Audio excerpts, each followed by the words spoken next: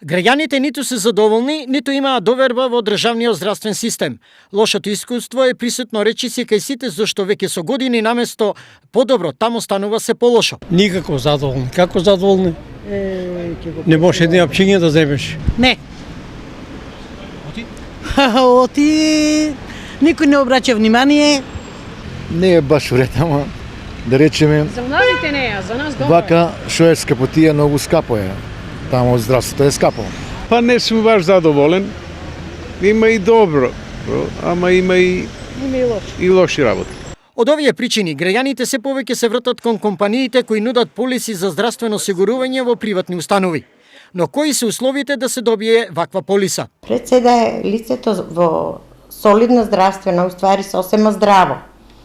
Да имаме документација дека лицето е во солидна здравствена состојба, дека нема нарушено здравје.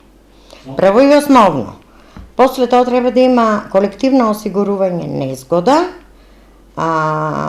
со најмалку 10 лица и сите тие 10 лица да можат да бидат опфатени со полисата за здравствено осигурување.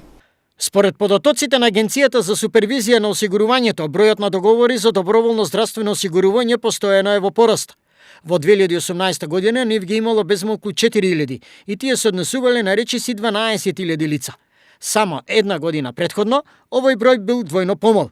Но зошто е поголем овој интерес? Поставувам дека здравствените услуги во приватните здравствени установи се малку побрзи и поажурни. Предпоставувам, во е моја слободна предпоставка и затоа луѓето повеќе барат здравствени услуги од приватните здравствени. Можноста со која граѓаните без поголеми финансиски издатоци можат да решат големи и пред се скапи здравствени проблеми се мери со 10.000 евра за операција и уште толку за амбулантно и специјалистичко лекување. Токму и од овие причини луѓето се одлучуваат на втор трошок. Еднаш плаќаат за државно здравство и уште еднаш за приватно. Што би се рекло, да биде на сигурно, зашто од здравјето поважно нема.